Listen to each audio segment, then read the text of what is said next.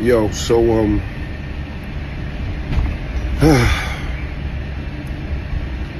I understand there's a lot going on in Philadelphia right now, and you know, I never, ever want to disappoint my fans, and especially in Philadelphia, y'all mean too much to me. But there's absolutely no way that I could perform, cross a picket line, and pick up money when I know that people are out there fighting for a living wage. I'm not doing that. You know what I'm saying? I've been coming to Philly my whole life. You know, I have respect for the city, you know what I'm saying, of course. And I hope that, you know, the mayor and the city can make a deal. I hope it works out. I'm still gonna come to Philly in case it works out. I'm gonna be in town, y'all. But I'm just letting you know, I'm not gonna cross a picket line and perform for money when people are hurting.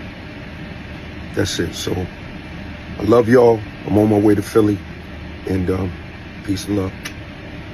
No, I'm gonna say this with humbly, but I really mean this. I think one day people are gonna wake up and realize that LL Cool J is the most important rapper that ever existed. I truly believe one day people are gonna say that.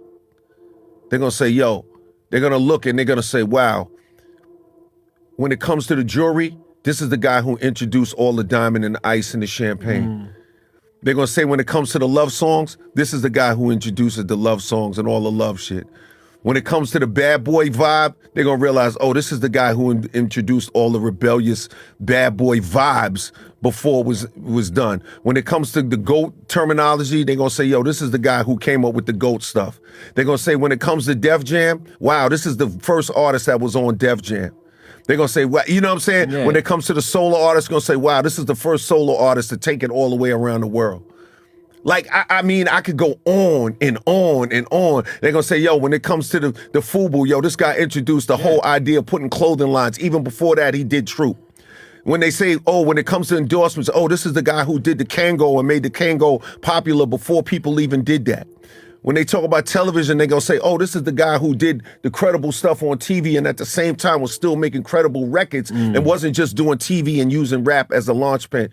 When it comes to business, they're gonna say, what? Like, I could go on and on and on and on and on. Yeah. So it's like, I feel like that's why in a lot of ways, it's hard for me to get into the movie thing, honestly, sincerely, and I mean this sincerely. And it's like, that's why it's not really that interesting for me, because I'm doing so much and I've done so much for the culture that it's almost like it's unfathomable. A man who stands for nothing will fall for everything. Roger. King Goose. Subscribe to the Prophet channel. Oh, I got you.